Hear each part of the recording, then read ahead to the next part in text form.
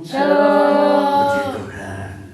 Hari ini saudara-saudara berkasih dalam Yesus, kita hadir dalam ibadah tentunya di penghujung tahun sekaligus, karena ini minggu terakhir dari bulan Desember sekaligus minggu terakhir dari tahun 2025. Maka kesempatan ini kita akan lagi menerima berkat Tuhan, karena berkat Tuhan telah ditentukan di waktu-waktu yang telah Tuhan sediakan. Waktu yang berjalan, waktu itulah yang selalu Tuhan isi dengan berkat-Nya. Jadi tidak ada waktu-waktu di dunia yang kita hidupi ini yang tidak ada berkat-Nya. Jadi amin saudara-saudara yang terkasih. Amin. Baik, kali ini kita akan membaca firman Tuhan. Kita akan mengambil satu dasar firman Tuhan di dalam kitab Kolose pasal yang ketiga. Kitab Kolose pasal yang ketiga, ayatnya yang ke-19. Satu ayat ini untuk menuntun kita masuk kepada sebuah kehidupan pengenalan akan firman Tuhan. Maaf, bukan Kolose pasal 3. Kolose pasal yang kedua, ayat 19. Bukan 3 ya, kedua, jadi halaman sebelahnya. Bunyinya demikian, Kolose pasal 2 ayat 19. Sedang ia tidak berpegang teguh kepada kepala, dari mana seluruh tubuh yang ditunjang dan diikat menjadi satu oleh urat-urat dan sendi-sendi, menerima pertumbuhan ilahinya. Saya ulangi lagi ayat ini. Sedang ia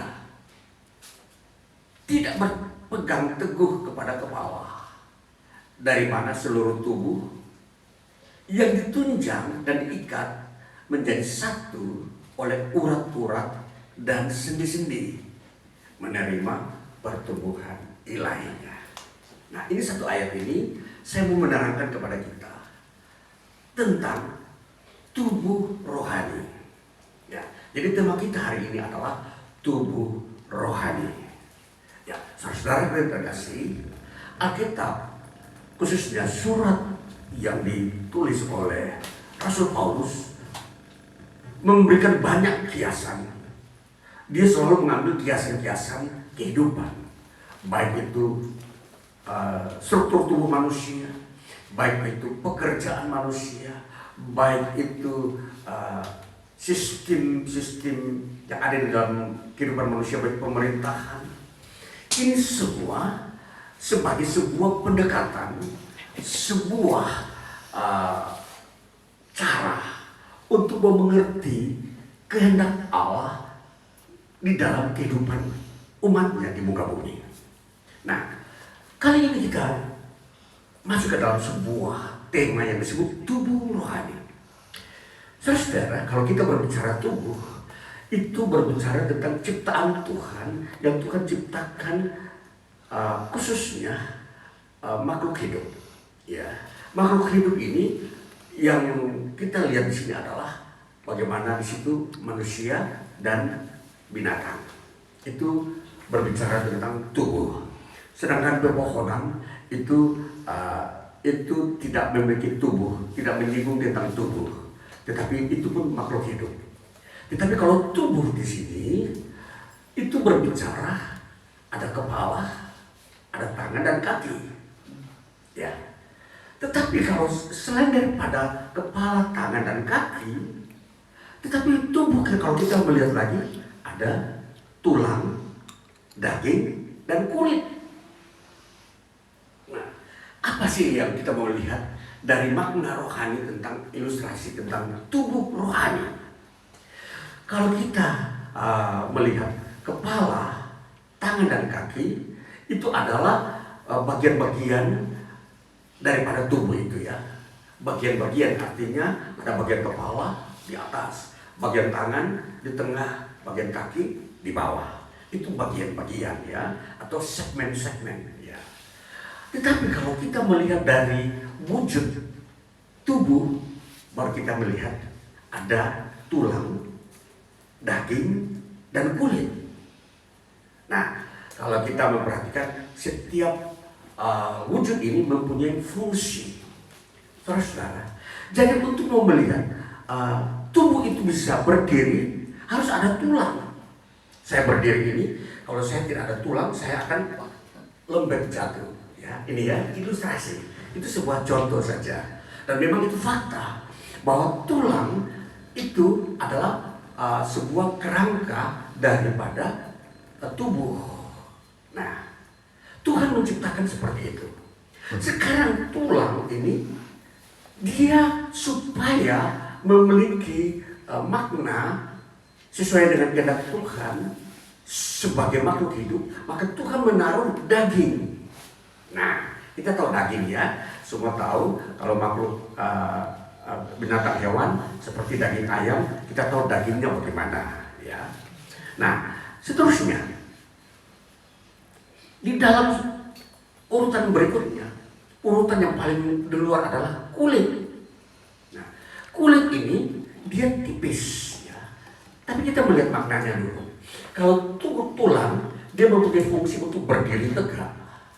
Sedangkan daging adalah untuk membentuk tulang itu agar tulang itu dia kelihatan indah ya. Jadi Tuhan mempunyai keindahannya, seni penciptaan Tuhan ada. Jadi Tuhan menciptakan manusia tidak hanya kerangka saja.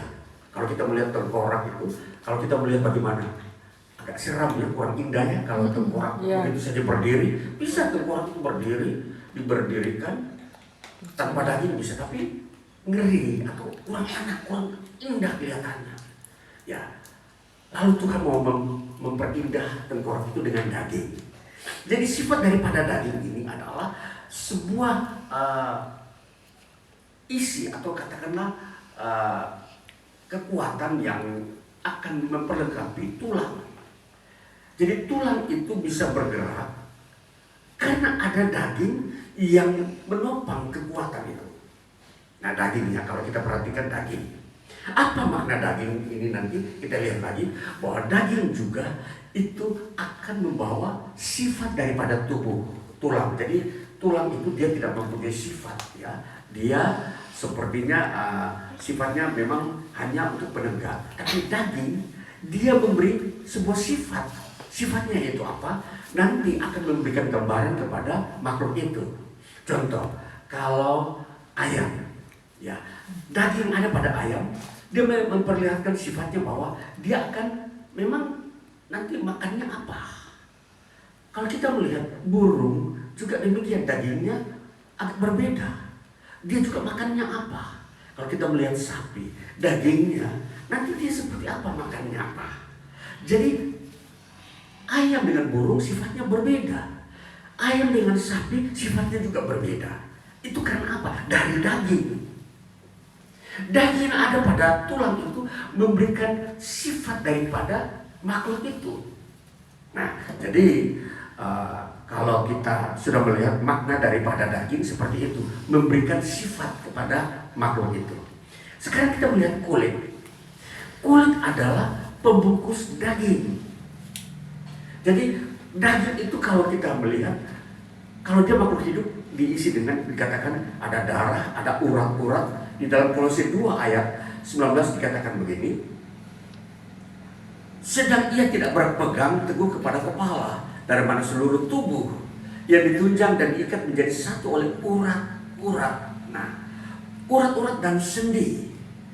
Ini urat-urat ini adalah dia penghubung antara satu dari ujung sampai kepala ke kaki, dia melingkar dan tidak ada satupun yang urat yang terputus.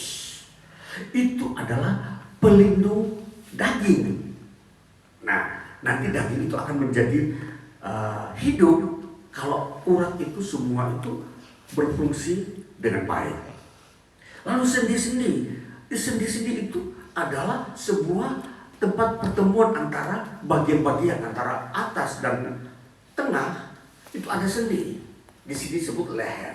Dari tengah ke bawah ada sendi di bawah pinggul. itu menghubungkan.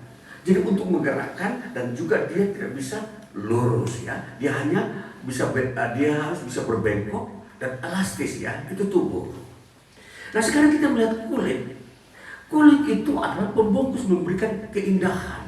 Walaupun itu kulit itu ada hitam, ada putih, ada coklat, tetapi kulit itu mempunyai fungsi, saudara-saudara. Dia membungkus daging agar daging itu tidak kelihatan agak kurang indah kalau daging kelihatan daging saja tanpa kulit. Ya, itu ya. Jadi Tuhan menciptakan begitu. Jadi kalau ada kulit itu ada manfaatnya. Nah, akhirnya kalau kita mau melihat dari kulit, maknanya apa kulit? Kulit mempunyai makna, ialah dia juga melindungi daging agar daging tidak mudah mengalami sebuah kerusakan atau mengalami luka oleh karena benturan apa saja yang ada di alam ini yang padat, bisa saja duri atau apa ya, dia tidak terlangsung kena luka. Tapi fungsi yang kedua adalah kulit itu memberikan keindahan bagi makhluk itu. Manusia kulitnya kelihatan, bayangkan kulitnya indah ya. Kalau kita melihat manusia seperti itu, juga kalau kita melihat binatang lain, kulitnya seperti apa? Masing-masing punya kulit ya. Ada yang berbulu seperti kalau kita melihat domba, bulunya panjang. Kalau kita melihat binatang yang lain, ular, ya dia kulitnya juga berbeda. Nah, jadi setiap kulit itu berbeda, tapi mempunyai manfaat, melindungi daging. Nah, kembali saudara, dari hal ini itu mempunyai ilustrasi kerohanian mengenai hidup kita. Kita sebagai ciptaan Tuhan dalam hubungan iman. Nanti kita memperhatikan apa itu tulang. Tulang kalau kita hubungkan bahwa Yesus itu adalah tulang bagi manusia. Nanti kita mau melihat di sini ada dikatakan di sini kalau kita melihat ayat 19 tadi, sedang ia tidak berpegang teguh kepada kepala. Nah, di sini kalau kita memperhatikan kepala di sini itu dia itu seperti dia yang menentukan bahwa tubuh itu harus ada kepala, maka ada yang lain. Maka itulah sebabnya itu disebut tulang. Yesus itu digambarkan sebagai tulang yang mendirikan kehidupan rohani manusia. Jadi bayangkan saudara, kalau tanpa tulang, tanpa Yesus, manusia tidak bisa memiliki struktur tubuh rohani.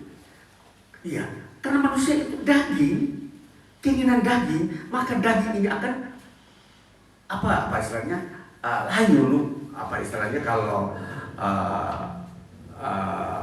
tanaman seperti apa ya, kalau kita potong daunnya, bayangkan kelihatan dia layu ya. Nah, sama kehidupan Kristen atau manusia di dunia ini, bila tanpa tulang atau tanpa Yesus, dia akan putus. Maka Yesus berkata, akulah pokok anggur, kamulah ranting-rantingnya. Bila ranting itu diputuskan atau dipotong dari induknya, maka ranting itu layu. Ya coba saja saudara memetik sebuah dahan dari sebuah pohon itu tetap hidup. Ketika dahan itu dipetik, saudara lepaskan dari induknya, taruh di tempat lain, dia segera layu. Nah, itu maksudnya bahwa tubuh rohani kita manusia ini itu seperti itu. Jadi Yesus itu adalah tulangnya. Ya. Lalu kalau kita melihat apa itu dagingnya, daging adalah di situ pengajaran Yesus. Yesus mengajarkan hukum-hukumnya, hendaklah engkau tunduk kepada Allah. Nah, itu dagingnya. Hendaklah engkau mengasihi Tuhan dengan segenap hatimu. Hendaklah engkau beribadah kepada Tuhan sepanjang umur hidupmu di bumi. Itulah struktur daging. Hendaklah engkau juga melakukan hukum-hukum Tuhan yang Tuhan sudah berikan kepadamu. Nah, itulah yang disebut daging. Jadi kalau kita melihat, pertama, ketika kita percaya kepada Yesus, kita telah menjadi sebuah makhluk yang memiliki tulang. Ya. Kedua, ketika kita menerima ajaran Kristus dan kita melakukannya, kita beribadah kepadanya, maka kita diisi oleh daging. Hidup rohani kita diisi oleh daging. Nah, daging itulah ajaran-ajaran Tuhan yang begitu indah, yang memperkuat tulang. Kalau saya hanya percaya kepada Tuhan, pada Yesus adalah Tuhan, juru selamat saya, kalau saya tidak melakukan hukumnya, saya tidak beribadah, saya tidak berdoa, maka tulang ini dia kosong, tidak ada dagingnya. Dia kelihatan kering. Ya kan? Saudara pernah lihat tengkorak belum? Ya sudah ya. Bayangkan, itu tanpa tulang. Itu arti dia kering. Dan Tuhan tidak mau memilih manusia hanya percaya pada Yesus begitu saja. Oh, saya mau percaya Yesus saja sebagai Tuhan yang datang kepada dunia. Dia hanya percaya, tapi dia tidak mau menerima ajaran Yesus. Dia tidak mau melakukan perintah Yesus. Nah, Yesus perintahkan, hendaklah engkau beribadah kepada Allah sepanjang umur hidupmu. Hendaklah engkau melakukan kebenaran-kebenarannya. Hendaklah engkau juga melakukan hukum-hukumnya. Hendaklah engkau juga meninggalkan dosa-dosa. Nah, itu ajaran. Nah, ajaran itulah ada daging dan ditempelkan ke dalam tulang. Lalu kita melihat, oh, sudah terbentuk tubuh. Nah, sekarang kalau kita sudah mengerti tulang, di manakah keindahan yang berikutnya yang disebut kulit dan urat-urat itu.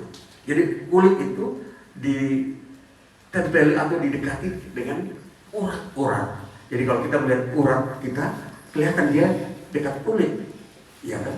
Jadi itulah gambaran bahwa kulit ini menandakan bahwa kita itu memiliki karunia-karunia Roh Kudus. Nah, saudara, kali ini tubuh rohani yang terakhir yang disebut kulit yang saya mau jelaskan, bagaimana itu harus ada pada kita. Sekarang kita mau memperhatikan, kalau kulit itu disebut karunia-karunia rohani, maka kita akan menemukan itu dalam kitab 1 Korintus pasal 14. Di mana di sini kita melihat bahwa karunia-karunia rohani, karunia-karunia roh itu dimasukkan ke dalam kehidupan iman Kristen agar mereka itu memiliki karunia. Apa itu? Kita perhatikan ayatnya yang ke-12. 1 Korintus 14 ayat 12 demikian berkata, demikian pula dengan kamu memang berusaha untuk memperoleh karunia-karunia roh, tetapi lebih daripada itu hendaklah kamu berusaha mempergunakannya untuk membangun jemaat. Nah, sekarang kita lihat, berusaha memiliki karunia-karunia Roh Kudus dan menggunakannya untuk membangun jemaat. Nah, sekarang karunia ini yang Tuhan beri melalui Roh Kudus adalah karunia. Ada beberapa karunia di sini. Saya membacanya di dalam kitab 1 Korintus 14 ayat 22. Sudah tadi 22, kita ulang lagi ayat 22 bunyinya demikian. Karena itu karunia bahasa roh itu adalah tanda bukan untuk orang yang beriman, tetapi untuk orang yang tidak beriman. Sedangkan karunia untuk bernubuat adalah tanda bukan untuk orang yang tidak beriman, tetapi untuk orang yang beriman. Nah, ini ada karunia yang nyata di sini antara lain adalah karunia bahasa roh dan karunia nubuat. Ini dua karunia yang sering muncul di dalam umat Tuhan. Nah, sekarang kita mau memperhatikan kedua karunia ini perlu diusahakan. Dikatakan di situ, hendaklah kamu berusaha memiliki karunia agar itu kamu bisa gunakan untuk membangun jemaat. Nah, membangun jemaat adalah membawa jemaat masuk ke dalam kebesaran dan kemuliaan Tuhan. Itu membangun. Jadi membuat jemaat tetap bersekutu, tetap beribadah, tetap melakukan kebenaran kehendak Tuhan. Itu adalah membangun. Nah, kita selalu melihat ketika karunia bernubuat itu dipakai, itu adalah karunia untuk supaya tetap umat Tuhan saling menguatkan. Jadi bukan satu orang saja yang mempunyai karunia nubuat ya, bukan saja hamba Tuhan, tetapi jemaat juga bisa memiliki karunia itu. Karena harus menyadari bahwa karunia itu adalah Tuhan berikan kepada semua orang, kepada jemaatnya, agar mereka saling membangun. Amin. Nah, ini karunia nubuat ini apa? Karunia nubuat adalah karunia yang mengajarkan ajaran-ajaran Tuhan yang menyangkut di situ ada kehendak Tuhan, ada hukum-hukum Tuhan yang memiliki hikmat yang tinggi. Ya, ini ya, karena nubuat itu kalau diterjemahkan adalah membicarakan sesuatu hal yang masa akan datang. Jadi itu artinya membangun. Masa akan datang Tuhan itu mempunyai perencanaan akan membangun umatnya seperti apa. Nah itulah yang dikerjakan oleh karunia nubuat. Nah itulah sebabnya ketika orang-orang percaya berkumpul dalam satu gereja, mereka sedang merancang atau membicarakan satu program pembangunan umat Tuhan, membangun kehidupan mereka yang berkenan kepada Tuhan. Itulah karunia nubuat. Lalu ada karunia lagi bahasa roh. Nah karunia ini adalah karunia yang memang diberikan juga untuk mereka yang bisa berkomunikasi dengan Allah, yang dimana di situ rahasia Allah tidak banyak yang orang yang tahu. Itulah sebabnya karunia bahasa roh adalah karunia untuk mau mengerti rahasia ini. Karena bahasa roh itu bukanlah bahasa manusia, tapi bahasa iman, bahasa roh, di mana bukan akal yang berbicara. Kalau kita bahasa akal itu seperti yang kita pakai dalam bahasa kita, bahasa Indonesia, bahasa Inggris, itu bahasa akal. Tapi bahasa roh bukanlah bahasa akal, karena dia berhubungan dengan spiritual, dan itu disalurkan ke lidah yang tidak terkontrol oleh akal. Nah, itu adalah karunia saudara-saudara. Dan karunia ini memang manusia tidak bisa mengerti apa yang dia ngomong, tetapi itu mempunyai makna. Maknanya apa? Yaitu menguatkan orang lain agar mereka itu teguh imannya. Nah ini sisi kulit saudara-saudara.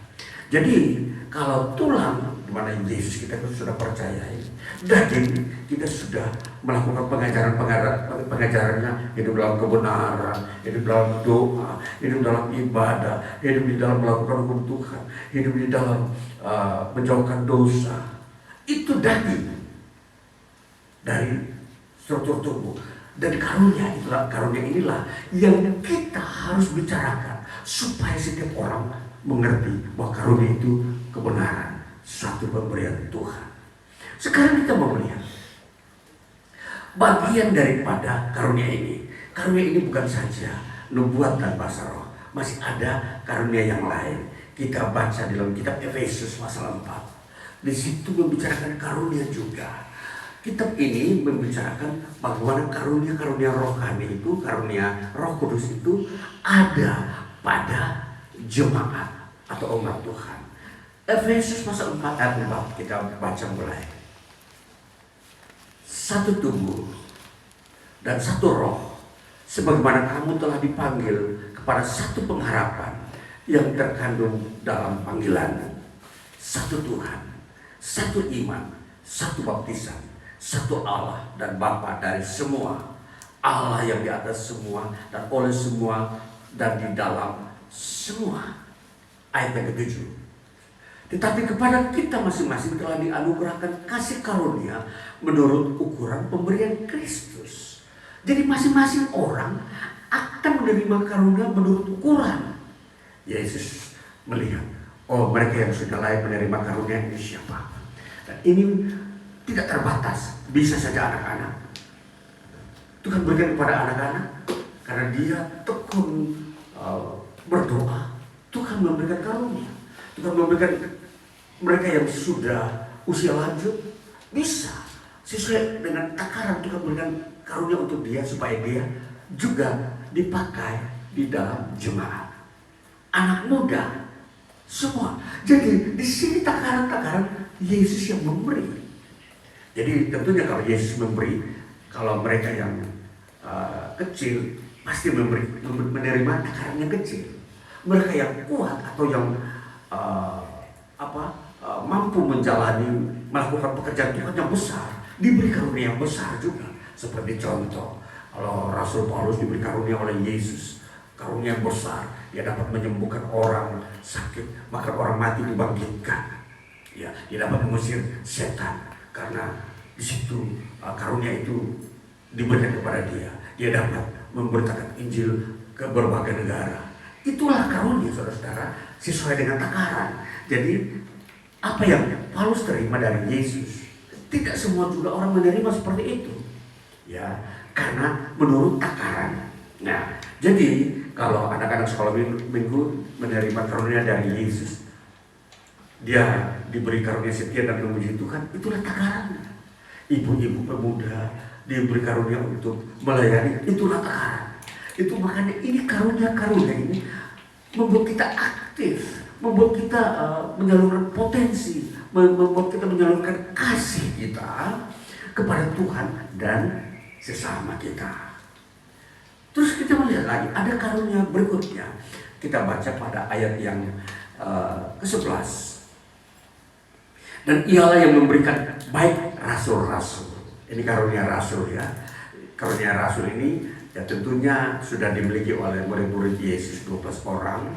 Tetapi ada pengembangannya. Karunia rasul itu biasanya orang yang juga diutus ke negara-negara yang begitu luas. Dan dia itu berani pergi ke sana untuk memberitakan Injil. Dia yang memimpin sebuah masyarakat di sana untuk percaya pada Yesus. Nah, itu karunia rasul, saudara-saudara. Lalu kemudian dikatakan lagi ayat yang ke-11 ini, karunia nabi.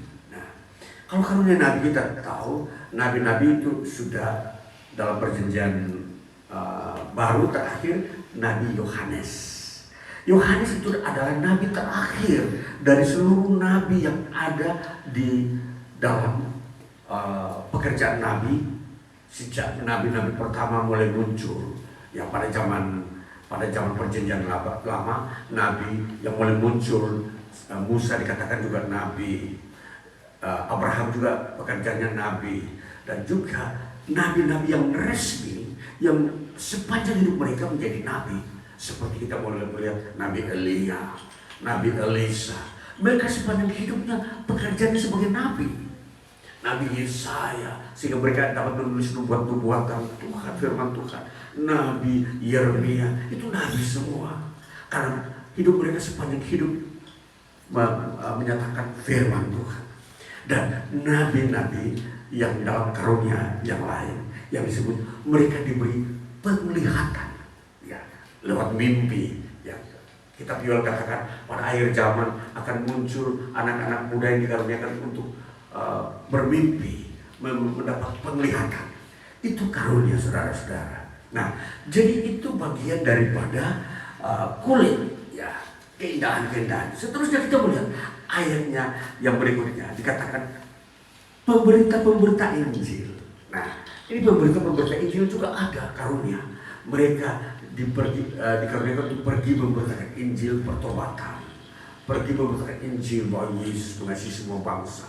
Itu mereka pergi, itu mereka itu menerima karunia memberitakan Injil. Ya, mungkin ada ibu-ibu, ya dia walaupun dia tinggal di kota atau di desa, dia tahu diberi karunia oleh Tuhan, dia pergi ke tetangganya atau kenalannya memberitakan Injil. Habis itu pulang masak lagi, terus begitu lagi. Ini karunia. Ya, jadi itu disebut karunia memberitakan Injil. Lalu disebut gembala-gembala. Nah, ada orang yang diberi karunia gembala. Dia tidak bisa memberitakan Injil, tapi dia bisa menggembala, yaitu dia memimpin jemaat agar jemaat itu tetap setia, keluar dari masalah-masalah pergumulan. Itu gembala. Bagaimana mengatur kedisiplinan, mengatur hal yang indah dan baik di dalam satu komunitas jemaat, di satu lokasi, di desa ataupun di kota. Itu gembala. Nah, jadi gembala ini dia itu bagaikan pemimpin rohani. Maka ini disebut karunia pemimpin. Nah, itu dia memimpin, saudara. Lalu masih ada karunia lain, dikatakan pengajar-pengajar. Ya.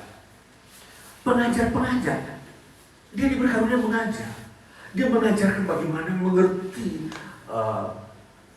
rahasia wahyu ini agar bisa dimengerti oleh umat Tuhan. Mengajar bagaimana rahasia-rahasia hidup di dunia ini, alam yang begitu banyak ilmunya, banyak orang tidak memahaminya, perlu ada yang mengajar. Ini dia, pengajar. Lalu dikatakan lagi, memperlengkapi orang kudus bagi pekerjaan pelayanan.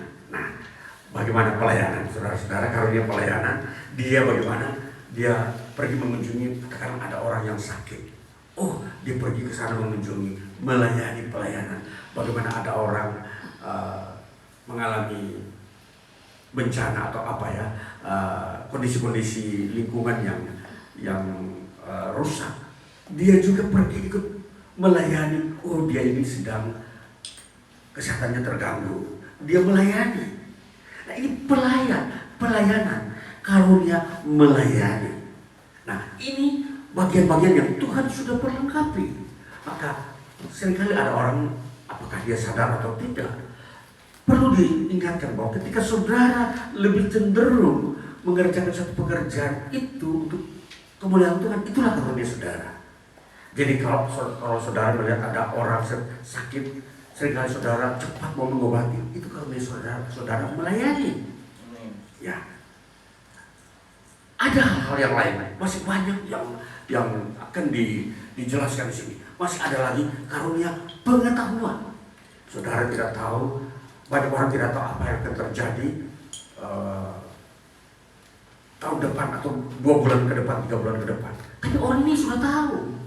Dia akan berkata akan terjadi 3 bulan depan, akan terjadi katakan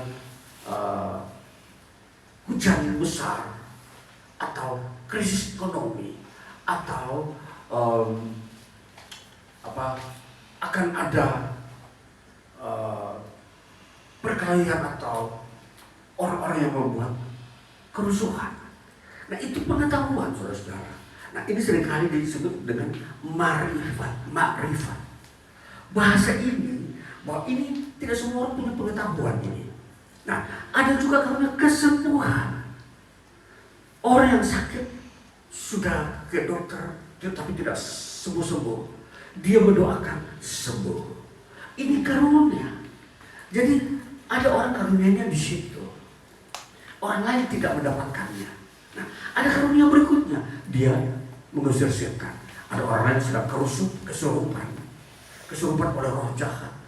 Bawa ke mana-mana, dia tetap dirasuk, dibuat tidak sadar.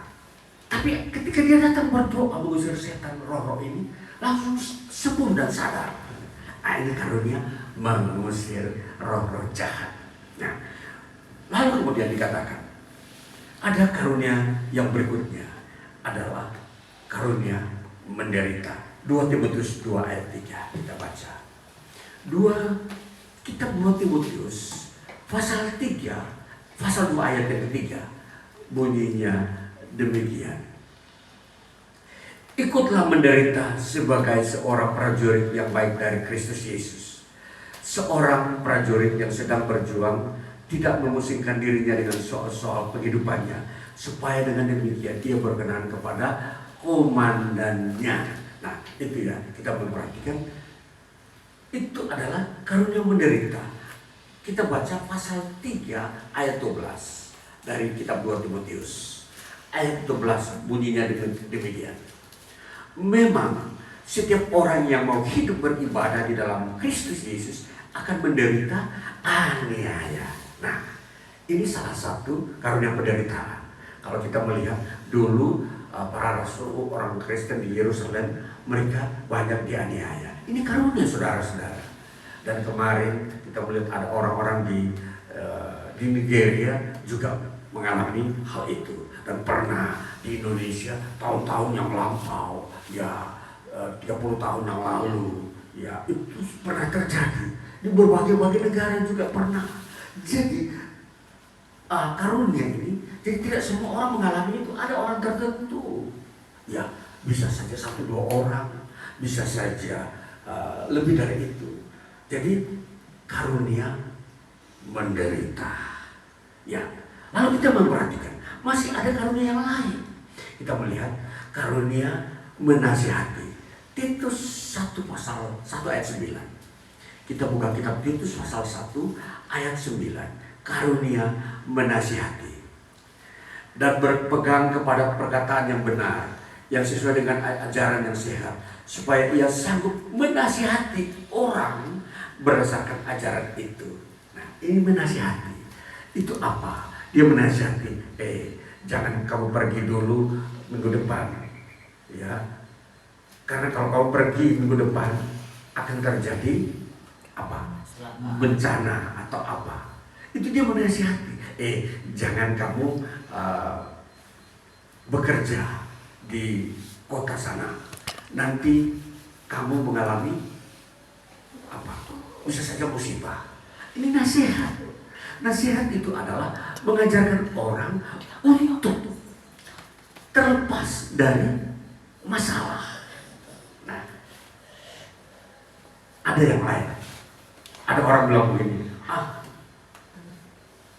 saya mau menikah dengan si B. Ada orang menasihati, jangan. Kamu jangan. Nanti kamu ditinggal, menyesal. Nah, ini saudara, ini perlu. Karena orang ini menasihati, dia memiliki karunia. Orang lain tidak bisa menasihati. Lalu dia bilang, ya karena ini menurut saya mau. Tapi dia berkata jangan.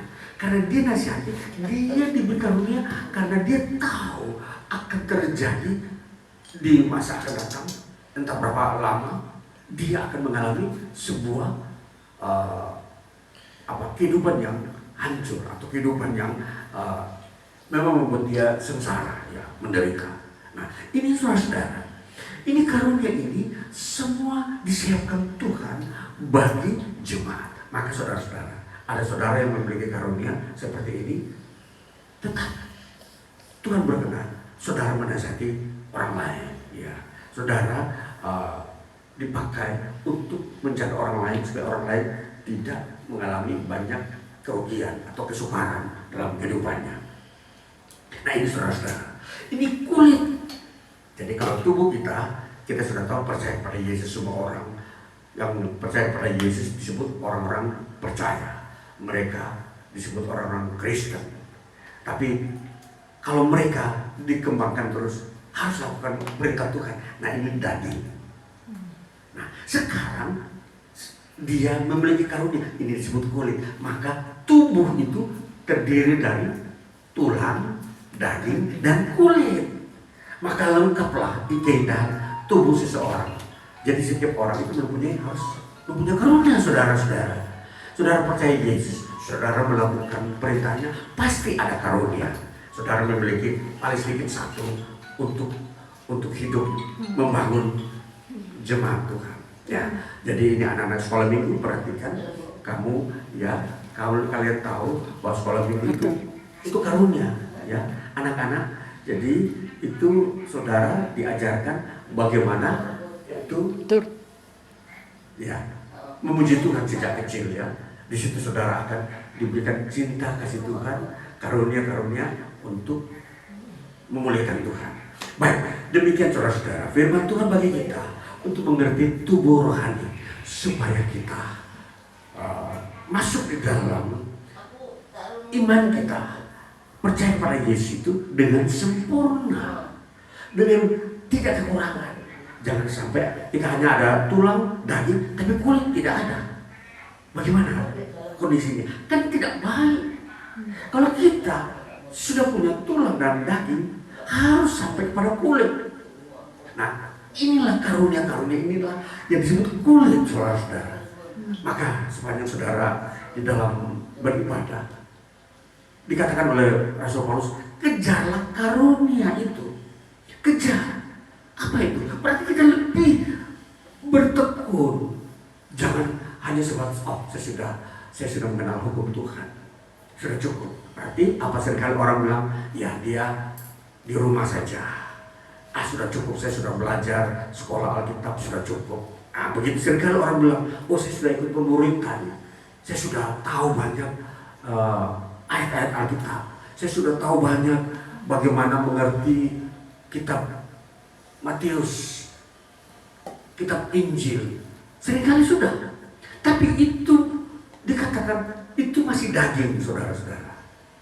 Kembangkan dalam diri saudara kulit. Nah, kulit inilah karunia-karunia. Nah, sehingga kalau saudara memiliki karunia, sudah belajar Alkitab, mengajar. Ya, saudara memiliki karunia, waktu saudara dulu kuliah kedokteran, saudara melayani orang yang sakit. Saudara diberi dulu kuliah di bagian mana? Di bagian politik barangkali. Saudara diperlengkapi dengan karunia memimpin bisa. Ya, menasihati. Mungkin saudara pernah kuliah di hukum, ya. Lalu saudara masuk dalam iman kepada Yesus. Yesus memberikan karunia menasihati, sehingga banyak orang keluar dari masalah. Nah, itu kan, inilah karunia-karunia yang memang kita harus mengerti, dan supaya kita bertumbuh di dalam iman percaya kita. Tuhan Yesus memberkati kita. Haleluya. Amin.